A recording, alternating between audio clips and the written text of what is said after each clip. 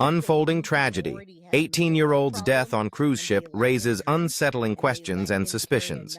FBI continues to investigate Anna Kepner's stepbrother and his creepy actions before Anna's death. Sales hounds, good to see you. You're welcome. Hey, I am Two Bear. Thumbs up and happy holidays. Yes. Happy holidays to you, my friend. It's always good to see you. All right, let's talk about the dad's shocking claims against anybody and everybody except, well, himself. Dad doesn't put any blame on himself at all. And this one I did tag Bed Crime Stories is all over this. Bed Crime Stories is the first one that I saw to report on the children all sharing one room. And they showed the picture of the cabin inside where the room was, right? Shannon K. Hello, crime crew. Long time no see. This case, yes, it's getting crazier by the minute. All right, let's go. Stories podcast. I'm your host, T. Want to bring you the latest on the Anna Kepner case. She's the 18-year-old cheerleader who was found deceased in her cabin on the Carnival cruise ship Horizon. Today, her stepmother, Chantel, had a custody hearing with her ex-husband. His last name is Hudson. He's the father of the 16-year-old. And you're right. You know what? Thank you for saying that, Robini, because I was thinking about Madeline Soto and Jen Soto, and then it clicked. You're right. Jen Soto also went to a hospital after she found out about Maddie's death and Stefan was arrested. I wonder if that's a tactic that they use in Florida, especially if you're on any kind of meds or anything. I wonder if that's a tactic. I know Jen Soto already had put herself in a hospital. She checked herself into hospitals other times before. And now after you lose your daughter, your only daughter, by the man that you handed her to, well, maybe that's why. All right, Valerie, good to see you. All right, let's keep going. I want to get everything in here today, and we still have a giveaway. Alleged suspect in this case. His lawyer made some shocking claims, stating that the minor children were allowed allegedly to drink on the cruise, blaming Chantel for allowing them to do that allegedly. They were also... And yes, guys, he is throwing Chantel under the bus. And that's why I'm saying the dad is blaming the stepmom 100%. Now, that was his daughter that he should have been keeping an eye on. Yes, it's Chantel's son. Well, they're both at fault. And you notice how they both have two separate lawyers. They're married. If they were on the same page doing the same things, I don't think they would have separate lawyers like that. But I do think the father will absolutely throw her under the bus. Well, the father, it came forward in the hearing that we saw. That's the only thing he said is in the hearing. Staying in their own cabin, so a separate cabin from the family, from the parents. So the three children in that cabin where Anna was found deceased include the stepbrother, Tim, who was 16 or is 16, Anna's biological brother, Connor, who is 14. Chantel's ex is saying that these decisions did not show good judgment. Now, the story goes that Anna felt sick, went back to the cabin after dinner. I'm thinking she may have crawled in her bed. Then her brother Connor and the stepbrother Tim returned to the cabin. Connor grabbed his camera and left because he wanted to take pictures of the cruise ship. It sounds like the stepbrother perhaps stayed, and then whatever happened to Anna happened because security footage shows her returning to the cabin but never leaving it again. Then when Connor returned...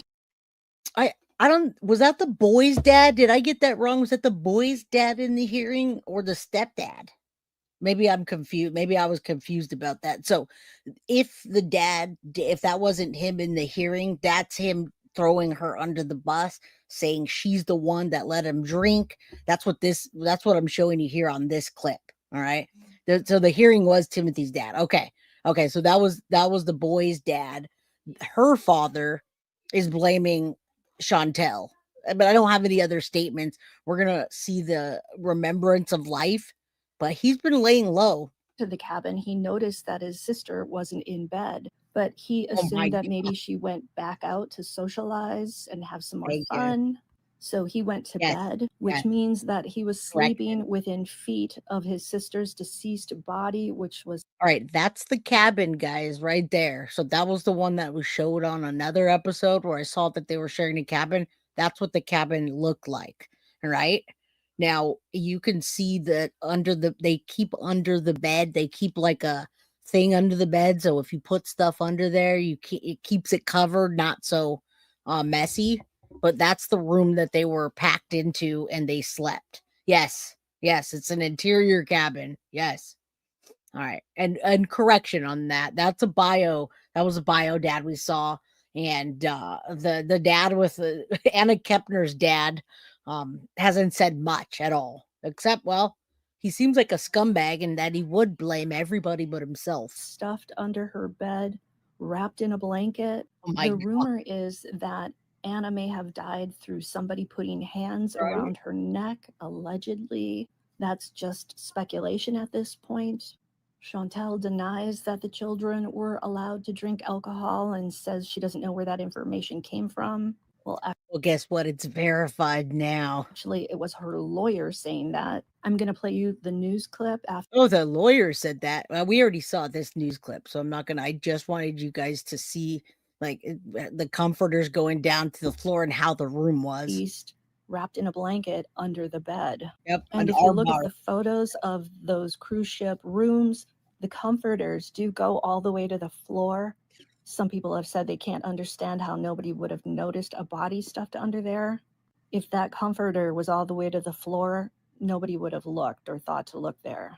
Anna's mother, Heather. Yeah, when we originally even saw this case, it started out with a court hearing and Chantel saying she needed to plead the fifth because she couldn't talk because at the time her son hadn't really been named as a suspect yet, and now we're looking at him as a suspect. All right, let's keep going. Has also spoken out. She lives in Oklahoma and hasn't raised Anna, from what I understand, but she has spent time with Anna and describes her as a fun, happy person who loved the water. I feel so sorry for Anna's brother because he's probably questioning himself. Like, why didn't I question where she was? Why didn't I go to look for her? Maybe I could have discovered this earlier. Maybe he's feeling some guilt because he left the cabin. Now he slept in there all night. He didn't know that. All right. He didn't know that at all. And the person the maid found her. I don't know if there was a person that reported her missing other than when they went to breakfast, she didn't show up and they're like, "Hey, where is she? Why didn't she show up? She was feeling bad the night before." So I'm assuming that they were eating breakfast. They said it was around 9:30 a.m. when they were eating breakfast and she didn't show up. And at 11 a.m. was when the maid found her. So I don't think there was like an official search or anything. All right. I'm not saying that he should feel guilt, but people tend to feel Yeah. guilt after somebody dies. They find No. reasons to blame themselves somehow. Trust me, I know because I've just lost my dad and my brother. And No. I've been dealing with all sorts of feelings. And you guys should definitely go subscribe to at Bed Crime Stories. I've got her sped up to 1.5 and she still talks kind of slow because it's stories that you listen to at night when you're just chilling and falling asleep. All right. I know you guys, true crime, right? You know, the room probably didn't smell because when he took her life, we saw it was at, they said at 3:27 in the morning, something like that is when he left again. So from that time to that time, I'm not sure that the smells would already be there. However, maybe. I don't know. I've never been around bodies and I don't want to. That's the latest info that I have at this time. Let me know what you think in the comments. If you learned something and enjoyed the video, Hold on. love you guys.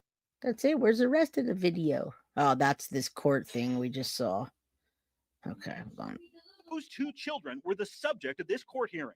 Can I speak? This is Chantal Kepner, the children's mother and Anna Kepner's stepmother.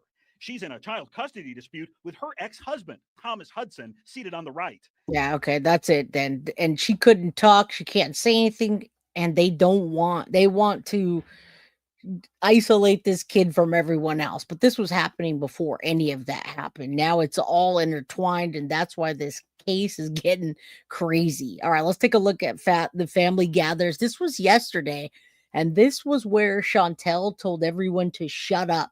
All right, this in the very beginning of this investigation, Chantel, the mom of Timothy Hudson, told the family, you remember the uncle came out and he put an X post that told us exactly what happened. The uncle seemed to know much more about the death than anyone else. And that's what got this thing going. That's what got this case going, and us saying, oh, wait, maybe the stepbrother did it, right? That's what happened. All right, let's keep going. This is so nobody was allowed to talk before yesterday. So I knew that today that was going to happen. Today's the 21st. They did this yesterday, and you wouldn't be invited if you talked about it. So now everybody's talking. A somber evening as family and friends remember Anna Kepner. It was just filled with love. She was only 18, and this is just a terrible thing. People filled a church in Titusville honoring the young woman who was a light to so many.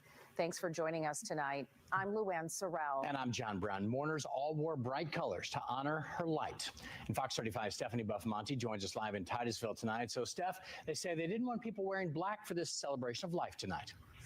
Her color is blue, y'all. And I didn't put blue on today because I'm just cold. And I didn't have anything that was warm and blue. All right. So everybody say a prayer that Anna Kepner gets the justice that she deserves and everything comes out as it should. All right. Let's keep going. Celebration of life. This was yesterday. That is right. So inside this parking lot, we saw a lot of people wearing blue. That is because her family wanted people to wear bright colors to reflect her bright personality. It's heartbreaking. It's so sad. This shouldn't be happening. She was only 18, and this is just a terrible thing. Family and friends of Anna Kepner say the teen was outgoing, bubbly, loved cheering and being out on the water. But the 18-year-old's life was cut short after she was found dead on a cruise ship nearly 2 weeks ago.